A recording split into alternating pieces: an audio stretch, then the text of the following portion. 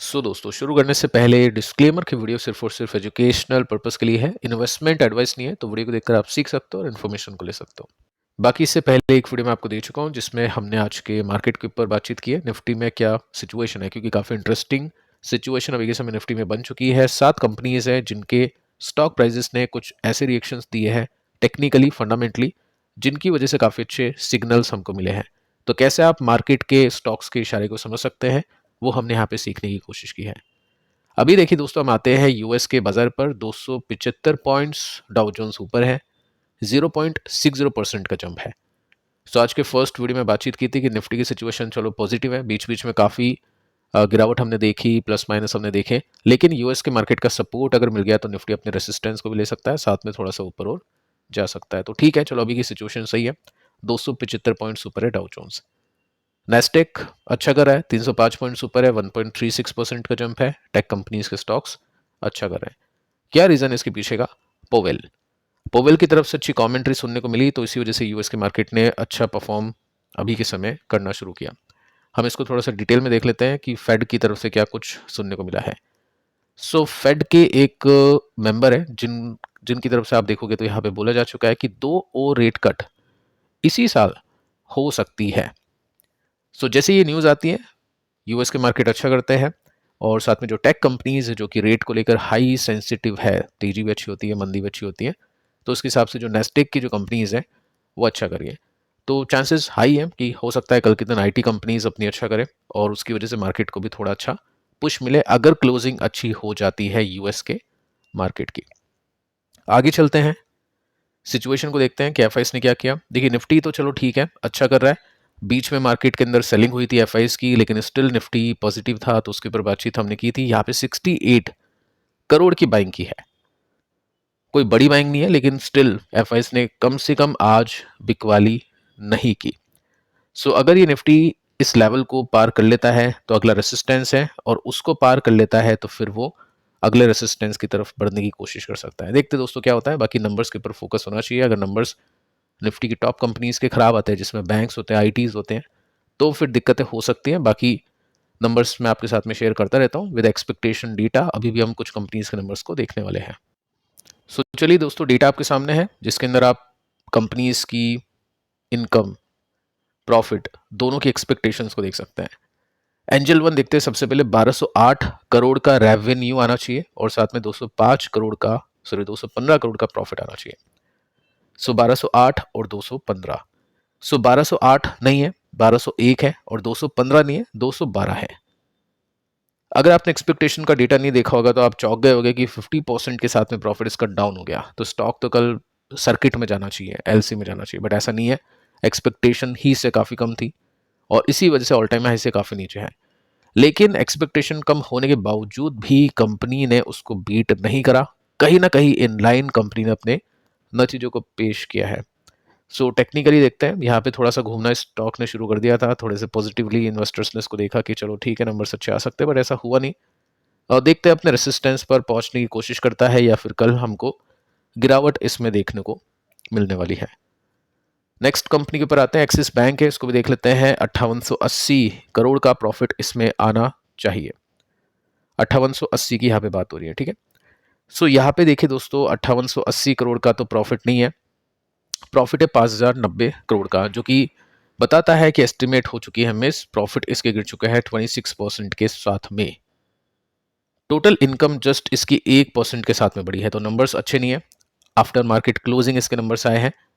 और चार्ट को भी देख लेते हैं कि चार्ट किस तरह के इंडिकेशंस दे रहा है। स्टॉक अभी अपने रेसिस्टेंस पे है, तो चांसेस है कि प्रॉफिट बुकिंग यहाँ पे देखने को मिल जाएगी। आपको क्या लगता है कि बैंक्स के अंदर अभी के समय सबसे अच्छा बैंक कौन सा है? वैसे काफी बार मैं आपको बता चुका हूँ टेक्निकली फंडामेंटली। अब आप नीचे कमेंट करके बताइए कि वो कौन सा बैंक है जो अच्छा परफॉर्म कर रहा है, स्टॉक वाइज भी और फंडामेंटल वाइज भी। इसके बाद में दोस्तों आते हैं तीसरी कंपनी पर, जिसका नाम है HDFC asset management company. 1018 crore की सेल्स आनी चाहिए और 686 करोड़ का प्रॉफिट आना चाहिए। 686 करोड़ का प्रॉफिट तो नहीं आया, बल्कि प्रॉफिट अच्छा आ चुका है। 718 करोड़ का प्रॉफिट है और 25% का जंप है। बोनस भी कंपनी ने इशू कर दिया है 1:1 का। अच्छी न्यूज़ है। और ये जो रिजल्ट है ना, मार्केट के अंदर आए थे, यानी मार्केट जब ओपन था तब आए थे 2:53 के आसपास, और उसकी वजह से स्टॉक ने 3% ऊपर जाके क्लोज किया। 16% की ग्रोथ मिली है एसेट अंडर मैनेजमेंट ने Q2 में पिछले साल के कंपैरिजन में। सो स्टॉक अच्छा कर रहा है। यहाँ पे जो भी आप देखोगे तो म्यूचुअल फंड वाली कंपनीज अच्छा कर रही है। एंजल वन ने अच्छा नहीं करा, लेकिन आनंद राठी ने अच्छा कर दिया, क्योंकि इसके पास में मैनेजमेंट है, पोर्टफोलियो मैनेजमेंट है, एसेट मैनेजमेंट का भी वो काम करती है आनंद राठी। तो इसका मतलब यह है कि जो ब्रोकिंग कंपनीज है, हार्डकोर जो ब्रोकिंग कंपनीज है, उनकी अच्छी कमाई नहीं होगी। और उसका इंडिकेशन आपने देख लिया था, जीरोधा ने अपने कुछ फिगर्स निकाले थे और उसमें बताने की कोशिश की थी कि किस तरह से रेवेन्यू डिक्लाइन पे चला गया और साथ में बाकी प्रॉफिट भी नीचे जा रहा है। तो एंजल वन को वही सब झेलना पड़ रहा है, 50% के साथ में डिप देखने को मिला है। लेकिन जो कंपनीज है जो एसेट मैनेजमेंट का भी काम करती है, उनकी कमाई अच्छी हो रही है, जिसमें आप इस कंपनी को भी शामिल कर सकते हैं। साथ में आप यूटीआई है, निपॉन है, उसको देख सकते हैं। अगर एंजल वन की जैसी किसी और कंपनी को देखना है तो मोतीलाल ओसवाल है, वो भी पीएमएस का काम करता है, उसके भी म्यूचुअल फंड्स आते हैं, तो उसको भी देख सकते हैं। हो सकता है उसके अंदर भी कुछ पॉजिटिवली देखने को मिल जाए। अगली जो कंपनी है उस पर आते हैं, और जो अगली कंपनी है HDFC लाइफ है। 481 करोड़ का प्रॉफिट इसमें आना चाहिए। सो एक्चुअल नंबर्स आपके सामने, 481 करोड़ का प्रॉफिट नहीं है, 448 यानी 450 करोड़ के आसपास का प्रॉफिट है, जो कि 30-32 करोड़ के साथ में मिस हो जाता है। और इसके रिजल्ट भी आफ्टर मार्केट क्लोजिंग आए। देखिए लिस्ट हुए बहुत टाइम हो गया, आई थिंक इसको 2017 में इसकी लिस्टिंग थी, अभी तक कुछ किया नहीं इसने। उसी रेंज में घूम रहा है, तो चार्ट काफ़ी अनअट्रैक्टिव है इन्वेस्टर्स के लिए भी, ट्रेडर्स के लिए भी। ये बीच बीच में चलो स्विंग मिल जाते हैं, लेकिन ऐसे स्विंग तो बाकी कंपनीज पे भी मिल जाते हैं, तो ठीक है, देखते हैं आगे क्या होता है। बाकी अगर आप पैटर्न पूछना चाहोगे तो सिंपली आप इस तरह के पैटर्न को ड्रॉ कर सकते हैं, जो कि अभी गिरावट को दिखा रहा है। साथ में रिजल्ट भी इसके खराब आए हैं। इसके बाद में देखिए नेक्स्ट कंपनी है KEI इंडस्ट्रीज। यहाँ पे जो है ना, ये जो डेटा है ये गलत है मेरे हिसाब से, क्योंकि 11,000 करोड़ की तो उसकी सालाना भी सेल्स नहीं है, तो हो सकता है साल भर का दिया हो, तो ठीक है, गलत है फिगर इसका। एक्चुअल एक्सपेक्टेशन क्या है उसको मैं आपको बता देता हूँ। यहाँ पे आप देखोगे ना, तो इसके अंदर आपको मिलेगा कि एक्चुअल एक्सपेक्टेशंस क्या है और उस कंपनी ने बीट की है या फिर नहीं की है। वैसे परसेंटेज में देखें तो 31% का जंप है, which is very good. Revenue EBITDA miss कर चुका है फोरकास्ट, यानी एक्सपेक्टेशंस मिस हुई है। कैसे मिस हुई है उसको भी चेक कर लेते हैं। नेट प्रॉफिट कंपनी के आए हैं 204 करोड़ के, एक्सपेक्टेशंस थी 201 करोड़ की, तो ठीक है, इन लाइन। रेवेन्यू की बात करें तो 2726 करोड़ के आए हैं और एक्सपेक्टेशन थी 2772 करोड़ की, तो ठीक है, इन लाइन है, मतलब ज़्यादा भी कुछ खास डिप नहीं है। तो नंबर्स मैं कहूँगा ओके हैं, लेकिन अच्छे नंबर्स नहीं है, तो देखते हैं प्रॉफिट की बुकिंग होगी या नहीं। बाकी इसके रिजल्ट शाम को 5 बजे के आसपास आते हुए देखने को मिले हैं।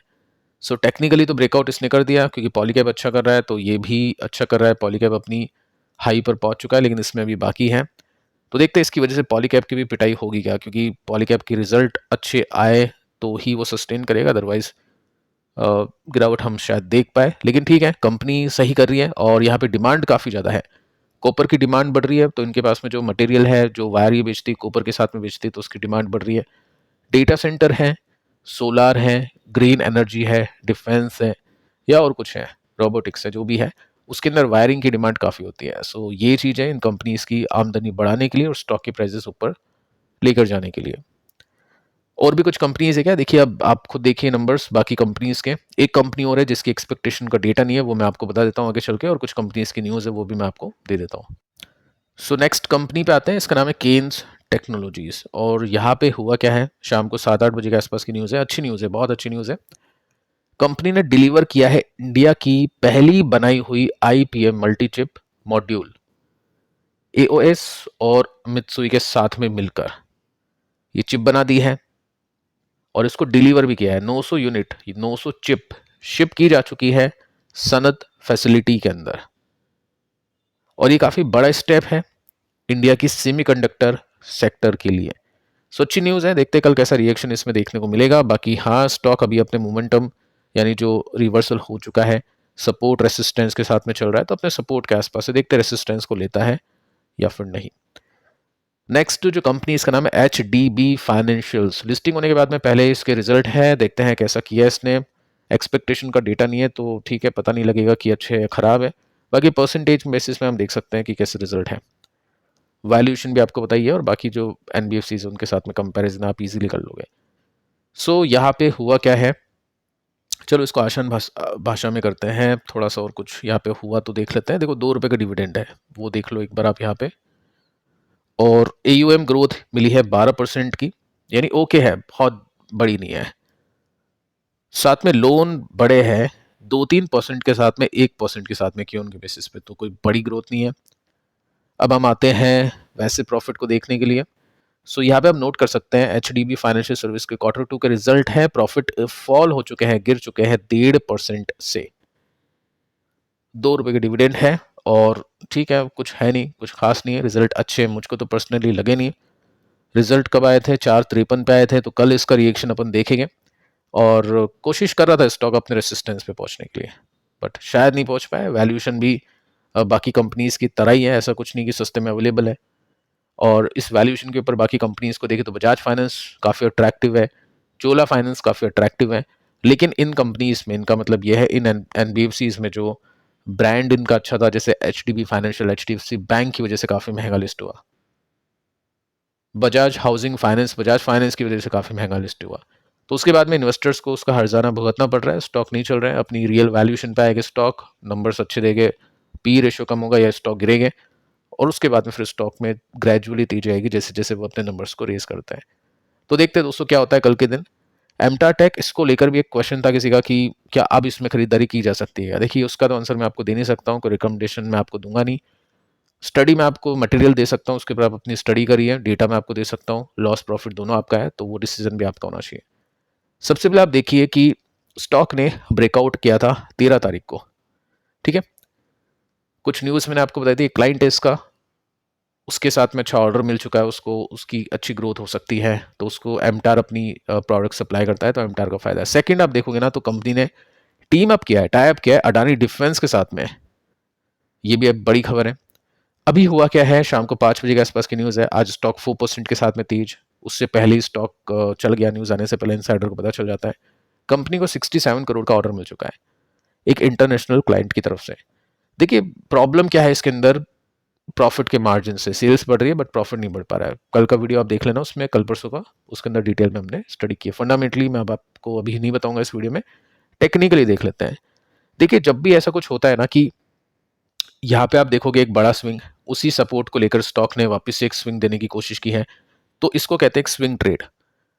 अब होता क्या है कि आपको ये देखना है कि सबसे पहले स्टॉक ने गिरना बंद किया क्या, तो यहाँ पे स्टॉक निकल गया, स्टॉक ने रिवर्सल दे दिया, उसके बाद में स्टॉक का जो बॉटम है वो ऊपर शिफ्ट हुआ, और उसके बाद में एक ब्रेकआउट इसने दे दिया, which is cup and handle pattern, जिसमें ये कप है और ये इसका हैंडल है, और ब्रेकआउट इसने दिया अच्छे वॉल्यूम के साथ में, ठीक है, अच्छी बात है। अब स्टॉक चल रहा है, अब एकदम से या तो स्टॉक ऐसे पहुंच जाएगा ऊपर, जो कि चांसेस नहीं होते, या स्टॉक इस तरह से ऊपर बढ़ेगा। तो अगर कन्विक्शन मिल गया कि चलो ठीक है, यहाँ पे सब कुछ टेक्निकल सेटअप अच्छा हो गया, और बाकी मुझको कोई कंपनी मिल नहीं रही है जिसकी सेल्स प्रॉफिट दोनों बढ़ रहे हैं, अगर मिलती भी है तो मुझे तो इसके ऊपर ट्रस्ट है, तो ऐसा कुछ कन्विक्शन आ जाए, तो जब भी स्टॉक गिरे 2-3% गिरेगा, ऑब्वियस प्रॉफिट बुकिंग भी होगी, जैसे आज चला है तो हो सकता है कल परसों गिरे, तो वहां पे एंट्री करते हैं और शांति से बैठते हैं। हो सकता है कुछ टाइम तक खराब करे उसके बाद में एकदम से, क्योंकि एक बार ट्रेंड रिवर्स हो गया, या तो अच्छे नंबर्स आने की वजह से या फिर अच्छे नंबर्स आने की एक्सपेक्टेशंस की वजह से, तो स्टॉक ग्रेजुअली ऊपर जाता है, वो चीज आपको देखनी है। अब यहाँ पे क्या है, नंबर्स इसके अच्छे आए क्या, नंबर्स अच्छे अभी तक नहीं आए, पिछले क्वार्टर में अच्छे थे, तो Q2 के नंबर्स अगर आप देखना चाहो तो देख सकते हो, और बाकी अगर आप ट्रेड लेना चाहते हो तो उस हिसाब से देख सकते हो। 33% का गैप अभी है, लेकिन कन्विक्शन होना चाहिए, टेक्निकल सेटअप तो इसमें अच्छा दिखाई दे रहा है, उसमें कोई दिक्कत वाली बात नहीं है। सो फिलहाल दोस्तों इस वीडियो में इतना ही, पिछले वीडियो को आप देख लेना, ये भी काफी इंपॉर्टेंट है। मिलते हैं कल, तब तक के लिए शुभ रात्रि।